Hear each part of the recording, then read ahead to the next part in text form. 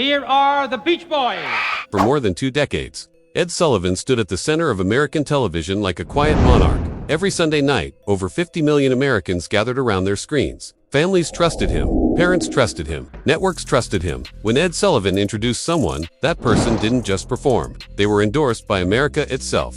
One appearance on The Ed Sullivan Show could turn an unknown into a household name overnight. Careers were launched, legacies were sealed, and reputations were burnished with a single handshake and a polite introduction. Behind the scenes, Sullivan was known as the gatekeeper. If Ed booked you, a former producer once said, America knew your name the next morning. But what the audience never saw was the notebook. According to longtime staff, Sullivan kept quiet records. Not just about talent, but about behavior. About things said backstage, about demands whispered to producers, about attitudes that never made it past the curtain. After certain performers left the building, Sullivan would turn to his staff and say only one thing: "That's the last time they're on my stage." It wasn't diva behavior that disturbed him. It wasn't ego. It wasn't even controversy. What haunted Sullivan were the moments when performers he had introduced as heroes revealed something darker. Documented racism, segregationist demands, and hypocrisy that directly contradicted the values his show claimed to represent. Clean-cut idols who built fortunes on black music while opposing integration. Patriotic icons who sang about America while excluding black Americans from it. Beloved entertainers whose images concealed attitudes Sullivan found deeply troubling. And at the very top of that list, the one Sullivan would later call the biggest mistake I ever made, stood the performer he helped crown king. But to understand how that regret formed, we need to start at the bottom of the list. Number 9. The wholesome alternative. The safe face of rock and roll. The clean-cut singer America trusted. Pat Boone, the clean-cut star who profited from black music and opposed integration. When Pat Boone stepped onto the Ed Sullivan stage, America saw exactly what it wanted to see. A bright smile, white buck shoes, perfect manners. Sullivan presented Boone as the antidote to Elvis Presley, a safer, cleaner alternative to what many parents feared was dangerous rock and roll. Boone looked like traditional values made flesh. But behind that image was a carefully engineered business model. Between 1955 and 1959, Boone scored massive hits by recording songs originally created by black artists. Ain't That a Shame by Fats Domino, Tutti Frutti, and Long Tall Sally by Little Richard. Boone's versions were stripped of their energy, sanitized for white radio, and rushed to market. Music historians later documented how Boone's label closely monitored black artists, then sent Boone into the studio to record watered-down versions white radio stations would play, while the originals were pushed into race record categories. Little Richard later described watching Boone's Tutti Frutti climb the charts while his own original was sidelined. "He made my songs into nursery rhymes," Richard wrote. "He took everything that made them alive and made them safe for white people." Boone became wealthy. The original artists did not. What disturbed Sullivan even more was Boone's documented opposition to integration. In the late 1950s, Boone publicly supported segregationist policies. According to Sullivan show staff, when Sullivan considered booking a black musical guest on the same episode, Boone's management made it clear he preferred not to appear on integrated programs. Sullivan was reportedly disturbed enough to consider canceling Boone's appearance altogether. Sullivan's wife, Sylvia, later recalled Edding Boone perform from the wings, shaking his head, troubled by the disconnect between the wholesome image and the reality behind it. Boone never publicly acknowledged the ethical issues behind his success. He never advocated for the artists whose work built his career. And Sullivan came to see those bookings as mistakes, decisions that prioritized ratings over integrity. While Boone wrapped racism in polite commercialism, the next performer did something even more shocking. She wrapped it in patriotism. Number 8. Kate Smith, the patriotic voice who sang racist songs. When Kate Smith appeared on The Ed Sullivan Show, America didn't just see a singer, they saw a symbol. Her booming emotional rendition of God Bless America had become inseparable from national pride itself. Snorts Sullivan introduced her as the voice of the nation, a performer who seemed to embody unity, sacrifice, and American values. But buried beneath that image was a history most viewers never knew, and one Sullivan himself would later regret being associated with. Decades before her Sullivan appearances, Smith had recorded explicitly racist material. In 1931, she recorded That's Why We're Born, a song whose lyrics openly romanticized slavery and justified racial hierarchy. The recording remained preserved in radio archives, largely forgotten by the public until historians resurfaced it years later. That wasn't an isolated case. Music historians documented multiple early recordings in which Smith performed songs reinforcing racist stereotypes. Contemporary reviews from the 1930s also described her appearing in blackface during some radio performances, a practice she continued into the late 1930s. By the time she stood on Sullivan's stage, those recordings were not widely known, but her behavior hadn't changed. According to civil rights organizations and backstage accounts, Smith insisted on performing only for segregated audiences well into the 1950s. In 1956, she reportedly canceled a performance rather than sing for an integrated crowd. On The Sullivan Show itself, staff documented her demands. White-only backup singers, white musicians, black stagehands kept out of sight during her performance. One stage manager recalled a 1960 incident in which Smith objected to black crew members being visible while she sang. Sullivan was deeply conflicted. By the late 1950s, he had begun deliberately featuring more black performers. Nat King Cole, Pearl Bailey, Sammy Davis Jr., Smith's demands stood in direct contradiction to the direction he believed television needed to move. Yet, he still accommodated her, fearing on-air conflict. Privately, his discomfort grew. According to Sylvia Sullivan, Ed would quietly remark, "She sings about America, but she only means part of it." When Smith's racist recordings resurfaced publicly years later, the shock was widespread. Sullivan himself had never heard those specific songs, but he had seen enough backstage to regret the legitimacy his platform had given her. She remained America's patriotic voice. The contradictions were rarely mentioned. While Smith cloaked exclusion and patriotism, the next performer hid his behind something even harder to criticize: a smile, a calm voice, and a reputation as television's nicest man. Number 7. Perry Ko, Mr. Nice Guy and the quiet eraser of black performers. When Perry Como appeared on The Ed Sullivan Show, there was nothing threatening about him. He was calm, relaxed, unfailingly pleasant. America knew him as Mr. Relaxation. Sullivan presented him as the perfect gentleman, a performer who embodied harmony in a tense era. But behind that serene image was something far more deliberate. For 15 years, during the height of the civil rights movement, Perry co-hosted one of television's most popular programs. According to NBC Diversity Records, that show featured virtually no black performers. Not as guest stars, not as musicians, not even as backup singers. Production documents later revealed that Ko had approval rights over guest bookings and musical arrangements. Proposals for black performers were repeatedly rejected, often with vague notes, suggesting they were not a fit.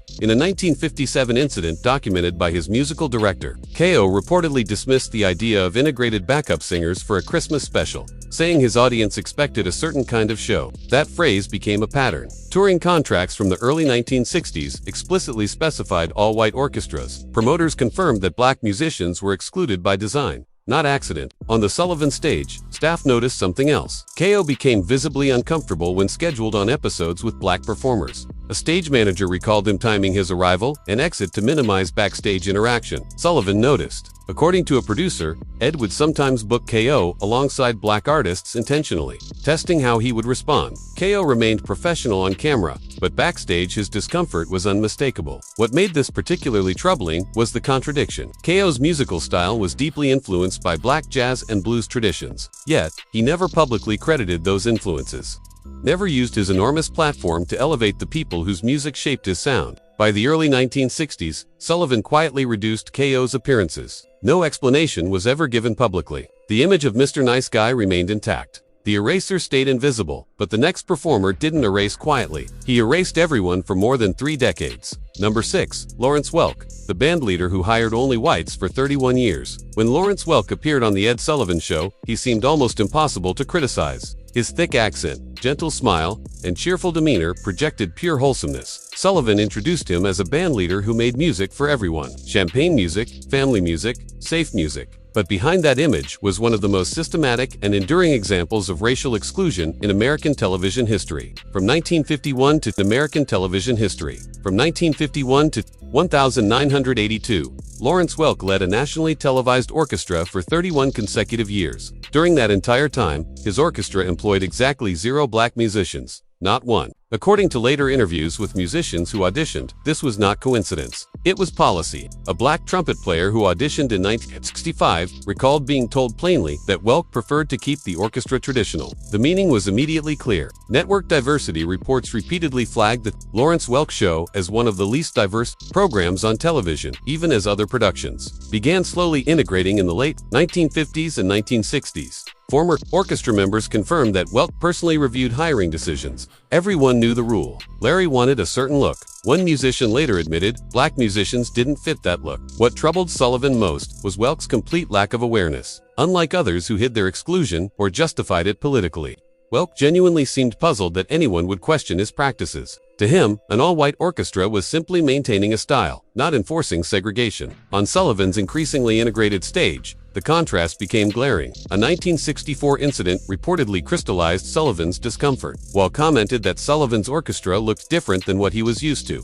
a remark staff understood as thinly veiled unease with integration. Sullivan began referencing Welk privately as an example of how entertainment was resisting change. Yet publicly, Welk's reputation remained untouched. When he died in 1992, obituaries praised his warmth and musical legacy. Few mentioned the 3 decades of deliberate exclusion that defined his television empire. But while Welk represented institutional segregation, the next performer embodied something older and more explicit: entertainment's original sin. Number 5. Sophie Tucker, the vaudeville star who built fame in blackface. When Sophie Tucker walked onto the Ed Sullivan stage, she was treated like royalty. She wasn't just a performer, she was living history. Sullivan introduced her as a pioneer, a survivor of vaudeville's golden age, a woman who had paved the way. But that legacy carried something deeply uncomfortable. Tucker's early career was built in part on blackface performances, a practice continued well into the 1920s. Vaudeville historians documented that theater managers pushed her into blackface because they believed her appearance limited her appeal. The makeup, they argued, allowed audiences to focus on her voice. Tucker accepted that logic. In her own 1945 autobiography, she described blackface as mere stage makeup, no different from any other costume. Even decades later, she expressed no regret. What made this particularly troubling was the music itself. Tucker's singing style was heavily influenced by black jazz and blues performers. She studied them, imitated them, and then presented those styles to white audiences who would not attend performances by black singers themselves. Multiple testimonies from black musicians described exploitative relationships. A pianist who worked with Tucker in the 1930s recalled her taking credit for arrangements he created. Others described being treated as hired help rather than collaborators. By the time Tucker appeared on Sullivan's show, she had abandoned blackface. Her attitudes, however, had not evolved. A 1959 backstage incident documented by a stage manager recorded Tucker remarking that a young black singer waiting nearby wouldn't have been allowed backstage in my day. She added that maybe things were better when everyone knew their place. That moment reportedly changed Sullivan's perception. What had once felt like nostalgic reverence shifted into disappointment. By the early 1960s, Sullivan had begun consciously featuring more black performers. Tucker's worldview belonged to an earlier century. Her final appearance came in 1963. Sullivan remained courteous, but privately decided it was time to stop elevating entertainers whose attitudes contradicted the future he believed television should serve. Yet the next performer proved that even the supposed rebels of rock and roll carried their own contradictions. Number 4. The Rolling Stones, the blues-loving rebels who demanded all-white backstage crews. When the Rolling Stones appeared on The Ed Sullivan Show in the mid-1960s, American audiences saw something electric. Here were the British bad boys who openly worshipped American blues. MC Jagger spoke reverently about Muddy Waters. Keith Richards called black blues guitarists his teachers. They even named their band after a Muddy Waters song. On camera, everything about their image suggested deep respect for black musical tradition. Backstage, the picture was far more complicated. According to multiple Sullivan show staff members, the Stones were visibly uncomfortable around black crew members. During their appearances, management reportedly requested that their dressing rooms be handled only by white staff, creating tension with Sullivan's increasingly integrated production team. A stage manager later recalled that these requests weren't framed as demands. They were presented as preferences, but the message was unmistakable. What troubled Sullivan was the contradiction. Publicly, the Stones spoke about black music with near-religious devotion. Privately, they maintained segregated social spaces that excluded the very people whose culture they profited from. That contradiction extended beyond television. In a 1965 Melody Maker interview, Mick Jagger made remarks about black neighborhoods that relied on offensive stereotypes. When black British musicians criticized the comments, Jagger dismissed them as observations rather than apologizing. Keith Richards, meanwhile, praised black musicians using language that reduced artistry to biology, describing natural rhythm and instinct rather than acknowledging technical mastery and innovation. The Stones made millions covering black blues songs. Muddy Waters struggled financially. When the band toured the American South in the mid-1960s, they performed in segregated venues without protest. While they did not enforce segregation themselves, their willingness to accept it quietly revealed where their priorities lay. Sullivan recognized their commercial value, but privately his discomfort grew. He understood that giving them a platform also meant endorsing a version of musical respect that did not extend to people. Yet even that contradiction palled in comparison to the next performer, someone America didn't just admire but felt sorry for. Number 3. Judy Garland, the tragic icon who used racial slurs backstage. When Judy Garland appeared on The Ed Sullivan Show, Sullivan treated her differently. She wasn't introduced with hype. She was introduced with care. Garland was Hollywood's most sympathetic figure, the child star broken by MGM, the woman battling addiction, the survivor audiences wanted to protect. Sullivan understood her fragility and shielded her whenever possible. But behind the curtain was a reality that shocked those who witnessed it. Multiple musicians who worked on Garland's 1960s concert tours later documented her casual use of racial slurs during rehearsals and backstage moments, particularly when frustrated or under the influence. A pianist who toured with her in 1964 described her using offensive language during sound checks, creating visible discomfort among the integrated band. Garland showed little awareness or concern about the harm her words caused. Her relationship with Lena Horne revealed another layer. While Garland publicly praised Horne's talent, MGM Records shows she never advocated for equal billing or equal promotional treatment despite having influence. Praise did not translate into action.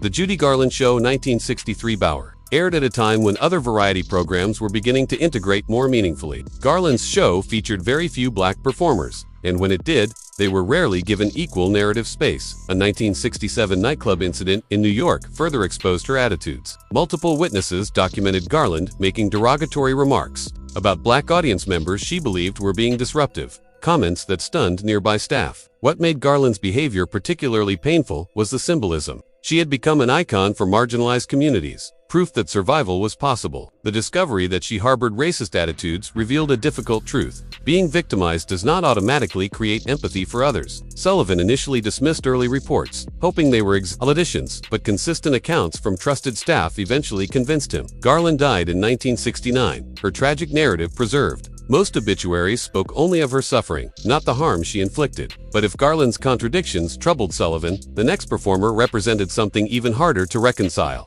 A man who preached fairness to children while enforcing segregation everywhere else. Number 2. Gene Autry, the singing cowboy who segregated everything. When Gene Autry appeared on The Ed Sullivan Show, he looked like America's conscience in a cowboy hat. His on-screen cowboy code preached fairness, kindness, and helping those in need. Sullivan introduced him as a wholesome hero, a man whose values seemed beyond question. Behind that image stood a vast entertainment empire built on the opposite principle. From the 1940s through the 1970s, Autry owned radio stations, television productions, live events, and later a Major League Baseball team. Across all of them, former employees and production records documented systematic racial exclusion. Autry's radio stations enforced policies against playing music by black